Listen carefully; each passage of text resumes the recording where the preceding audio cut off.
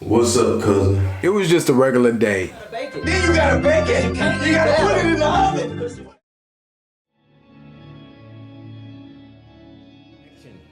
Yo, are we in a relationship? Peace around here. Have you ever done something that you don't know how to take back? Are you pregnant with this baby? Yeah, we about to be back in a couple minutes, y'all. With your boy Keeper West. This is a story time. You know what I'm saying?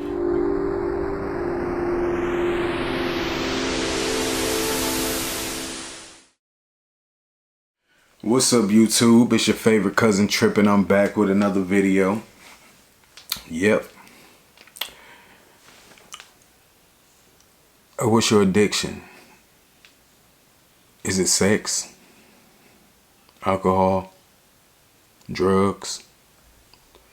Love?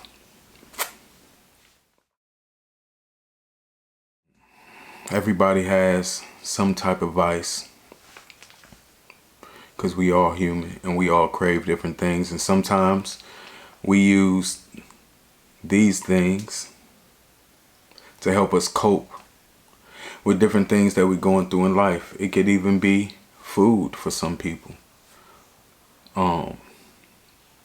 This is my addiction story. If you understand and you feeling where I'm coming from, hit that thumbs up video, because this about to get real. Now, when I was young, I used to hate weed. Like, literally. My mother used to smoke weed, and I hated the fact that she smoked weed. I was so against it, and I was so judgmental about it. I used to say, why you smoke weed? I used to go over my cousin's house and talk about it like she's just smoking weed and doing this. I really hated it. Growing up, where I came from, a lot of people smoked weed. You know, I remember my mama told me one time I was on a bus with her, and we was riding, and we rode past her weed spot, and I said, "Mama, there go your weed spot." You know, when we was driving past, I knew as a little kid where she would go pick up her weed at. I know that was probably embarrassing to her, you know, but you know, kids say the darndest things.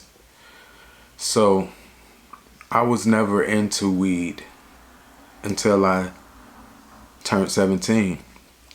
Now, when I turned 17, I met this guy that I fell crazy in love with from the beginning. And the first time that we actually got a chance to spend some time together alone, he came and picked me up. I caught the Greyhound to a city, and he came and got me, and we got in the car, and the first thing he said to me was, "You smoke?" I said, "Yeah." I really didn't smoke, but I wanted to impress him. You know, that was the peer pressure thing that you go through when you like, "Oh, I don't want to say I don't smoke. He gonna think I'm corny." Everybody smokes, right? So I said, "Yeah, I smoke." You know? And he was like, "You know how to roll?" I said, "Yeah, I know how to roll." So he passed me some weed and said, "Roll this up." Gave me the shell. So I started rolling, breaking down the blunt, rolling up. And I guess I rolled it wrong, because he took the blunt from me and looked at it, and it was all loose and had air in it. It wasn't tight at all. So he goes and starts shaking the blunt, packing it down. And by the time he packed it all the way down, the blunt was about this small. He ripped off the end of the paper and looked at me like, I know he knew that I didn't know what I was doing. But I did that to impress him. And that was my first mistake, you know, not willing to be myself and just say, "No, I don't smoke." But I did. We rode in the car and we smoked, and I felt good. I was high as hell. But I did it for him. And then it became something that we did together. You know, I enjoyed smoking weed with him. It was fun. You know, it made me relaxed and laid back, and it was something that we had in common that we could just do, smoke and chill and just talk, you know. And from that day, I started smoking a lot.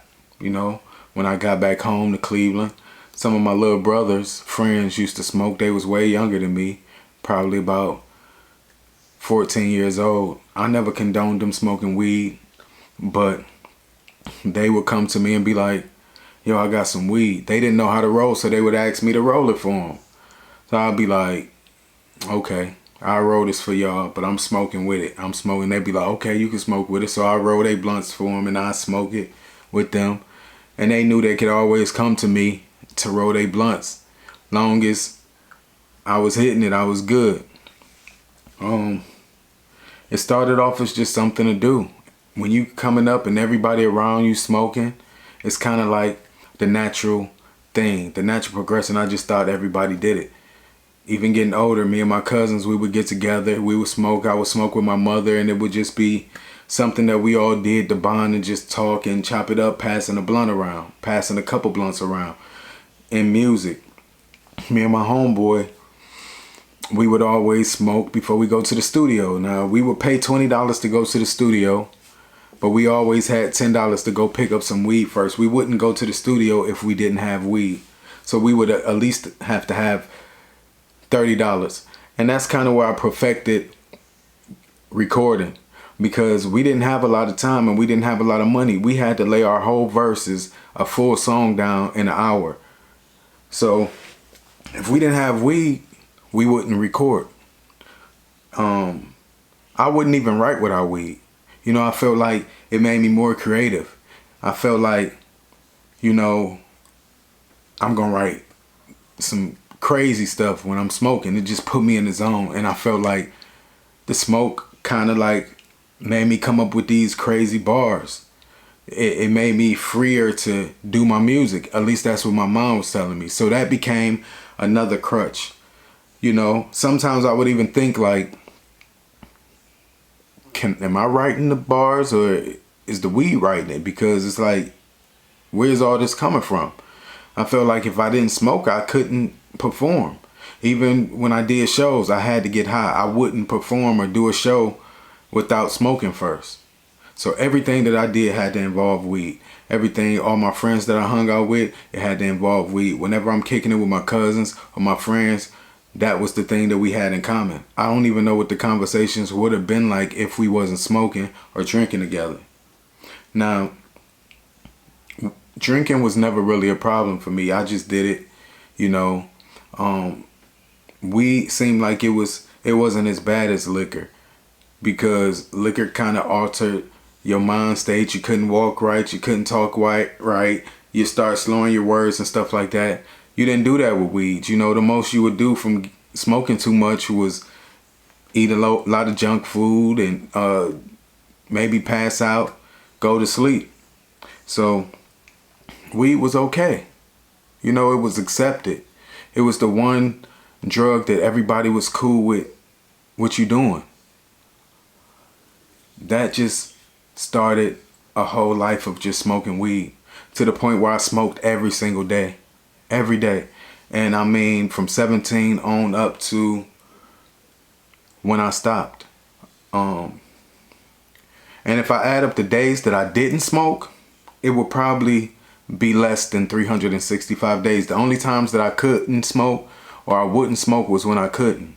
You know, maybe a couple days I didn't have weed or couldn't find some, but it would never be more than a day or two. And even if I didn't have money for weed, which I seem to always have, somebody else will have some come through with a blunt, or I could go over one of my homeboys' house or my homegirl house and they will have weed. So it was there all the time in abundance. I never seen weed as a problem in my life. When I started to notice it being a problem was maybe the end of my time of living in New York. I moved to New York when I was around 24, and I smoked all the time. I was in a relationship with somebody, they didn't smoke, so it would just be me smoking, and it still was just a recreational thing. I felt like I was happy. I didn't use it as a crutch. It was just something to do. But I was still using it for a crutch because I needed it to be for the studio. I needed it to record. I needed it to do shows. I needed it to write. I needed it for all of those things, that a talent that God gave me. So it had nothing to do with the weed. But in my mind, I couldn't do these things without it. When my relationship turned bad and ended, and I was in New York by myself, living alone, I used it more for a crutch, but it was still kind of just for fun. I didn't really realize that I was using it for the wrong reasons until I moved to Atlanta. And I moved to Atlanta for my relationship. And when I got there, I realized that the relationship wasn't what I wanted it to be. So we never really got together. I ended up giving up my life in New York to move to Atlanta to be with somebody. As soon as I got there, I realized that it wasn't right. So we never really got back together. I didn't sleep with them. I felt like I'm gonna keep my body to myself until somebody treat me right. That's how I always been. If I'm not happy, I'm not sleeping with you. So it went from me being happy about going and being with somebody to not having nobody in Atlanta, to the point where I lived in Atlanta for about 3 years and nobody knew me. All I would do was smoke. I would record. I would hang out with a couple of my straight friends that I did music with. They didn't know that I was gay. It was something that I still felt like I was hiding from people that I did music with. So it's kind of weird because your family know about you and your close people, but I'm still undercover and DL and scared to be myself. Well, not really scared to be myself because I've always been a masculine dude and I navigate well in the hood. I'm more comfortable in the hood. So I was being myself, but it would always be women that would come around and want to sleep with me or want to holler at me. And I would always find a way to get out of that situation. I'd say I had something to do or go home, and that was my MO. You know, whenever things started to get heated, you know what I'm saying, or spicy, you know, I'd be like, yeah, man, I gotta go, I gotta run. Or sometimes I would even say I'm in a relationship and I gotta go holler at my girl or go pick up my girl. But I was really lonely. I never felt comfortable around gay people. A lot of y'all hear my story times and y'all don't really understand why I felt the way I felt about gay people. Even though I'm a gay person, I just never trusted gay people because of the gay people that came into my life. It seemed like it was always something that they wanted from me. It was never nothing genuine. It always had to be something sexual involved, or they was attracted to me and I didn't feel the same way. And nothing really good ever came from me loving a man. So I was really depressed. I was still living with the person that I wasn't in a relationship with. And it seemed like the way I carried myself, I didn't want to have random sex. I wanted to keep myself. I really wanted them to work on themselves so they could be better and work on us. But it seemed like because I wasn't sleeping with them, they would just go out and do their thing, you know. One time I even asked them, I said, you know, how is it that you go out there and you sleep around with people and you don't even work? And they was like, you know, you look at sex differently than I do. To me, it's just sex. I don't have no emotional attachment to none of them. And it was like, you needed to be love and affection and all of this other things. I don't need that. And it kind of like, I thought about it and I was like, wow, you know, every time I wanted to try to make it work, it would be a situation where I would see that they were still doing the same thing and it would just never get to it. So weed became my crutch. All I did was smoke weed and sleep or record, smoke weed, and sleep. And that happened for about 3 years. And I didn't realize that I was depressed until on my birthday. You know, I didn't. I woke up and everybody forgot my birthday. Even the person that I lived with. And I didn't say nothing. Because I'm not the type of person that begs for somebody to remember me or beg for love. If it's not genuine, it's cool. I don't want it. But I went the whole day. Nobody said happy birthday to me. Nobody called. I didn't post it on social media. So nobody really knew. I guess people just forgot about me. And I sat in the house on that day and I cried as a grown man. Because I didn't feel like anybody loved me. So I was in Atlanta for 3 years before anybody knew me. It was one person that I met when I first moved there. I met him on New Year's and he would call me sometimes. And, you know, we would talk about things and I told him that I hadn't had sex in 3 years. And it was like, why? And I was just like, just haven't had anybody to have sex with. And they was like, you young, you should just do it.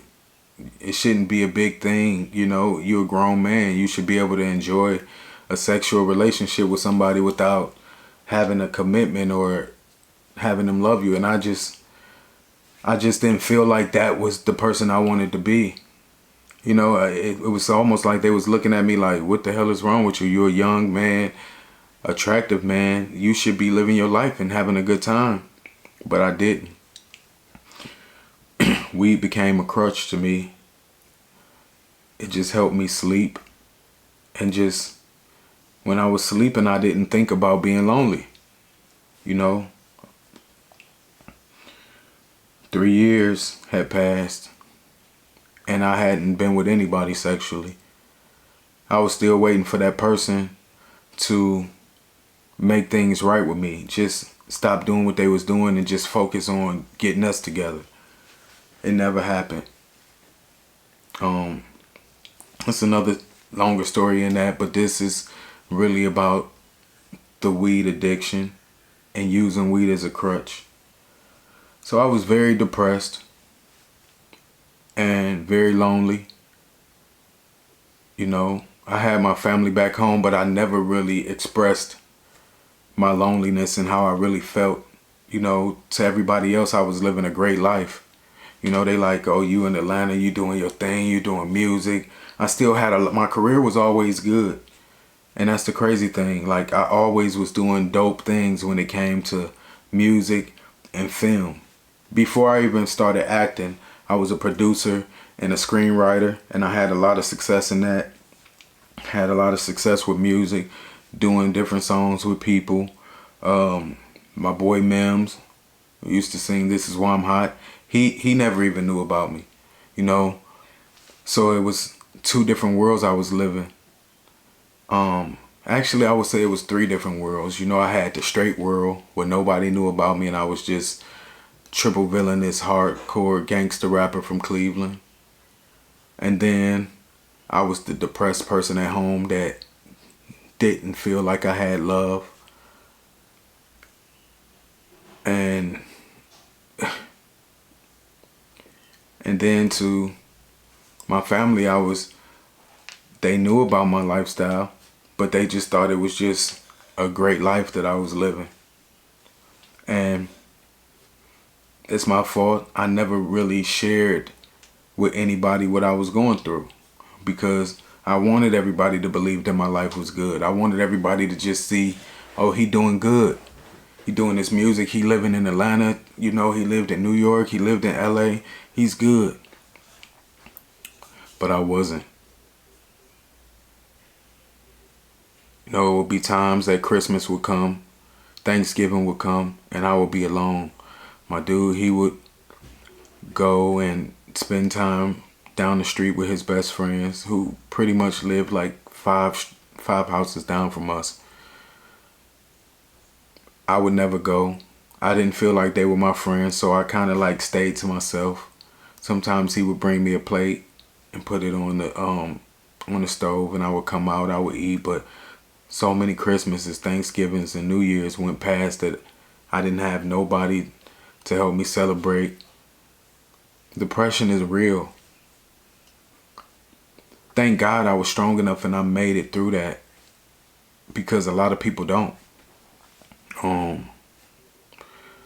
The thing that kept me from doing anything to hurt myself is, for me, and I'm not saying this is for everybody, because some people can't take it and they rather take themselves out. But for me, I didn't want to hurt my family. I knew that I was the favorite cousin. I knew that how much they loved me. And I knew that if I did something to myself, it would hurt them a lot. So I thought more about them than I thought about myself, which is good in that case, I guess. But yeah, for 3 years, I lived in, and after the 3 years, when things just, I had enough, and I finally said I need to move on and get myself out of this, you know, I met a friend who pretty much helped me. He would be like, yo, you gotta hang out with me. Like, you need to get out and meet somebody and do things like that. And I said, okay. And I started to go out and hang with him. And I would tell people, they'd be like, yo, how long you been in Atlanta? I'd be like, oh, I lived here for 3 years. They'd be like, what? We ain't never seen you? And I knew why they ain't never seen me. Not that I was ever the type of person to go out, but this was a time that I felt like I needed to get out and just get back to me. So after leaving that relationship, I started finding myself again. I started becoming happier and getting out and enjoying life a little more without wanting or needing that relationship, but I still wanted love. And that's another addiction that I felt like I wanted and needed so badly. It was just, I was always hoping to meet somebody, but I also was like keeping myself, because I wanted to be a great person. So I wouldn't open up to any and everybody, and I never felt comfortable around gay people. So the personality that you guys see on my videos and things like that, when I'm acting silly and laughing, and nobody ever seen that. When I would go around gay people, I was shut down completely. I just stand there, you know, not smiling, just looking. Wouldn't really talk to people. And one day my boy said, you know, was like, you don't let people see who you really are. And I said, what you mean? He was like, they don't see you laughing, because when we're in the car and I'm with him, we'd be laughing and joking. I'd be talking about music and lively. The moment I get into a gay establishment or a gay house party, I just shut down. You know, I didn't never feel like nobody really wanted to know me. It was always, I like you, or can we go out, or something like that. And I wanted to meet somebody, but at the same time, I just didn't find people that really sparked my interest to the point where I could see a future with them. And the people that I did, I got disappointed by, because I didn't feel like they were serious. So I still was smoking weed, and it started to be more of like, okay, well, I'm just smoking just to have a good time, but I was still using weed as a crutch. You know, I didn't sleep as much. You know, I wanted to be out there. I wanted to meet new people. You know, I went on a couple dates. I did a couple things, hoping that, you know, it would be something. Never turned to be nothing. And every time I would be disappointed. You know, one time somebody told me I wanted love too much. They was like, you just want love too much. And I was like, you feel that way? They was like, yeah. It was like, you gotta chill, it's gonna happen. And I was like, so is something wrong with wanting to be loved and versus just out here sleeping with people? You know, I felt like sometimes people just wanted me to relax and sleep with me and have sex and do all these things. The love would come later. You know, and I just wasn't with it.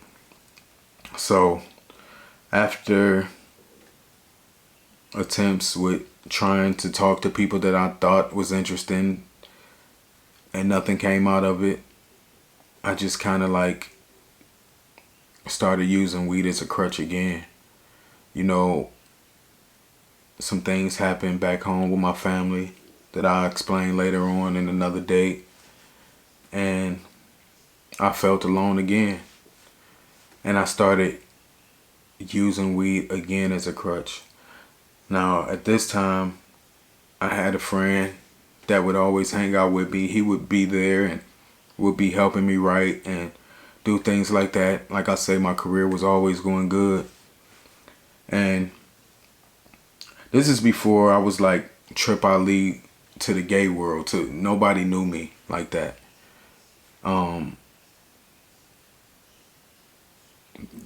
For some reason, I would smoke and it would just put me to sleep. Like right away, like I would be excited. I'd be working on something. Sometimes I would fall asleep right while I was working on something. And my boy, he'd be like, coming waking me up like, you good? And I'm like, oh yeah. Sometimes the blunt would still be in my hand, you know, or I would go get weed and get in front of the microphone to work on a song, and I work on the song for about 40 minutes. After that, I'm asleep. You know, it became so bad that people wanted me to come to things. They'd be like, yo, you want to go to this or go to that? I missed out on so many things because I was at home smoking and falling asleep. Sometimes I missed calls from people who wanted to invite me to things, and it just became to the point where that's all I wanted to do was smoke and sleep. In my mind, I would say, I have to stop. You know, I would want to stop. And the moment I would run out, I'd be like, this is going to be my last bag. And when I ran out the next day, I would be so unhappy that I just had to go get some more weed. It'd be like, let me just get some weed. But when I smoke, I'm back to sleep again. And it was just every day. I'd do what I had to do, work. When I left, I would go home, smoke, and sleep. Sleeping my life away. I don't know how I still became successful when that, but sometimes I'll be thinking like the times that I was sleeping, if I was grinding, where would I be? You know? Don't get me wrong, I don't feel like it's anything wrong with weed if that's what you want to do. But when you're using it as a crutch to cover up pain and loneliness, that's when it becomes a problem, and that's what I was doing. You know? I was using it as a crutch because I was hurt and I wanted love, but I couldn't find it. So I'd rather just sleep my life away. I didn't like going out to gay clubs. It just wasn't never my setting. I never felt comfortable there. So how do I meet people? I didn't meet people every day like other people met. You know, a lot of times when I did go to house parties or things like that, it would always be people that I already met before there. It would never be anything where, you know, and I wasn't the type of person that felt like, well, let me go out hoping I would meet somebody. I just wanted to it just to happen. I found myself being depressed again and smoking and just sleeping my life away. And I kept telling myself, I'm going to stop, I'm going to stop, I'm going to stop. Sometimes I would even pray that I could stop. But it never happened. You know? How I ended up stopping was pretty much God put me in a position to where I couldn't smoke no more. See, God would know your heart's desires. And sometimes we're not strong enough or have the willpower to do it on our own. So he will make a way for it to happen for you if that's what you really want. And he knew that there was more for me, you know. Fast forward to moving to Korea. In Korea, there's no weed. You know, if there is, it's very, very hard to find. It's illegal. Well, I guess it's illegal in a lot of places, but it's different in America. There's no drugs here like that. When I knew that, I was excited because I felt like maybe this is my chance to stop and to really focus on making myself a better person. I don't want to use weed as a crutch to cover up any pain or any wants or any desires. You know, before I moved to Korea, I always wanted to be with somebody. I always wanted love, but I just didn't know how to get it, you know. And moving here, it took all that away from me, to where I was forced to be alone, where I was forced to learn to love myself and be happy with being alone. Because before, going to a restaurant by myself would be like, man, that's lonely and that's boring. I can't go to the movies by myself. Didn't want to travel by myself, but now it's something that I love doing. I'm a better person because of it. I'm finally okay with being alone. Not saying that I don't want love, and I still want the same things, but now it's from a different place. You know, when you don't have weed, it's not like your life is going to end. You'll be okay. But now I have a clear mind. I haven't smoked, it will be a year. December 31st. December 31st was the last day I smoked weed of 2018. And I'm proud of myself. And it's not only because I can't smoke, but maybe it is. And I'm not saying that I never will smoke again. Trust me, when I get back to America, I'm rolling up the fattest blunt in the world. But I'm in a different place now. I'm a better person now because I don't use it as a crutch. I'll just use it because it's something that I want to do. I'm okay without it. I love myself without it. I go to restaurants all the time by myself, and I enjoy being by myself. I enjoy loving myself. You know, that's probably the reason why I couldn't find a relationship or the person that I'm supposed to be with, because I had to be able to be alone first. You know, wanting love is also an addiction when you want it that badly where you're not happy without it. You know, if you smoke weed or you have any other thing that you're doing in your life and you're using it as a crutch, it'll never be good.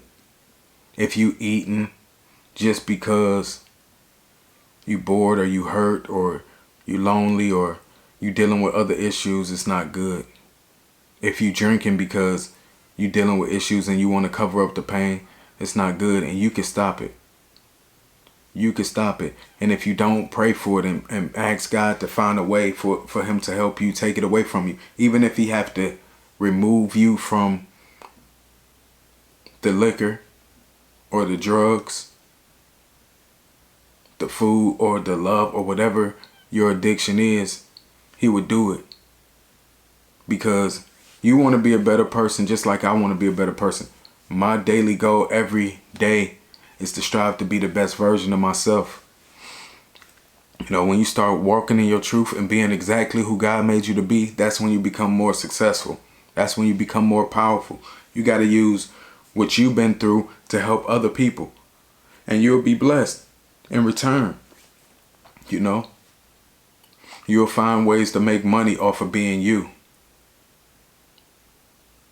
You know, it's okay to have a drink. It's okay to go to restaurants and enjoy food. You know, those things are great things and they add to the quality of life. But what are you doing it for?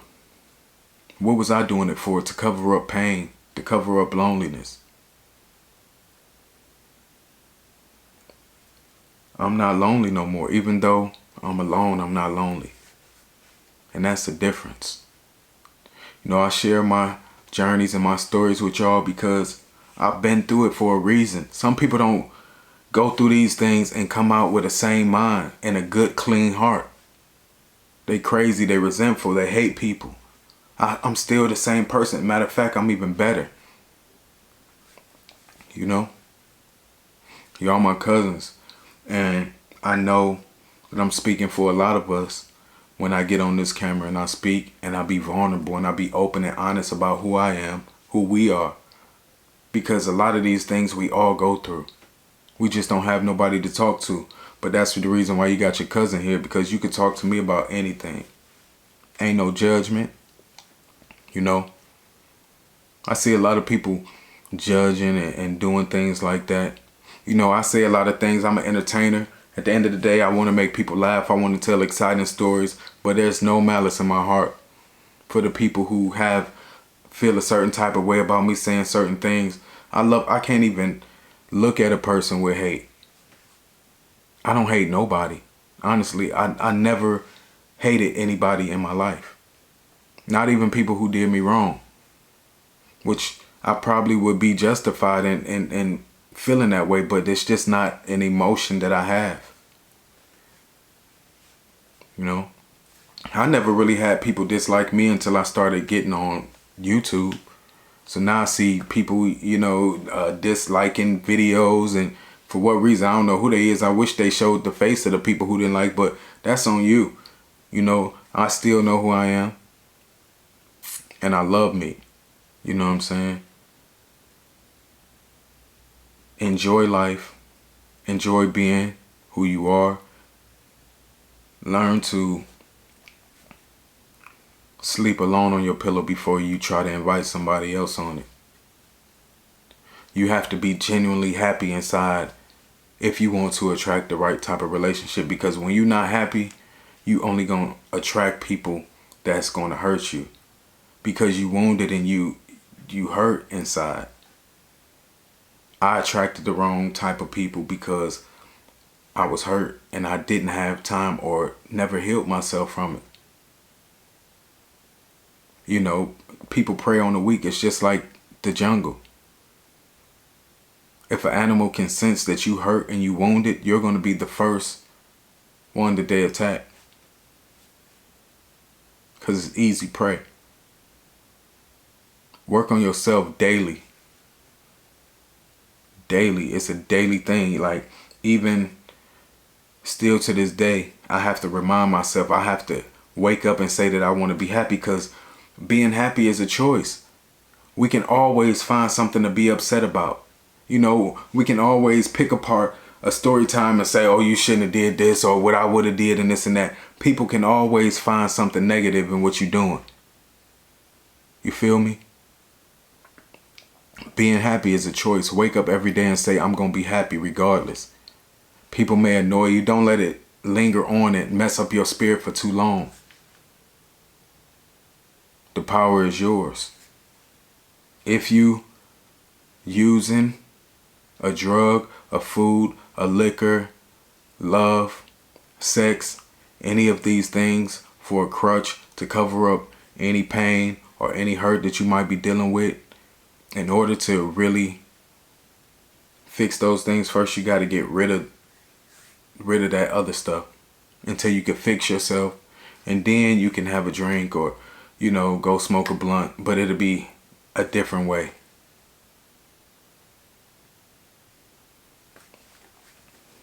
Y'all my cousins, man. Y'all know I got to keep it real. You know I got to keep it 100.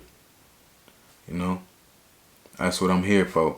Triple Plug is lit. We the realest channel on YouTube. Because ain't nobody going to keep it real and tell they shit like I tell mine. You feel me? We almost, man, we trying to reach 20,000. We trying to reach 20K. And with y'all, I know that we gonna make it. And I know it's gonna be more people listening. More people that we can help. More people we can laugh with. And that's what I'm here to do. So, holla at your boy. Y'all know how we do. Comment gang. Leave a comment and tell me some of your experiences and how you got over what you dealt with. If you was using anything for a crutch, give some good words for somebody that might be reading. And I'll holler at y'all next time. It's your boy, Tripper Plugged, and I'm out, man.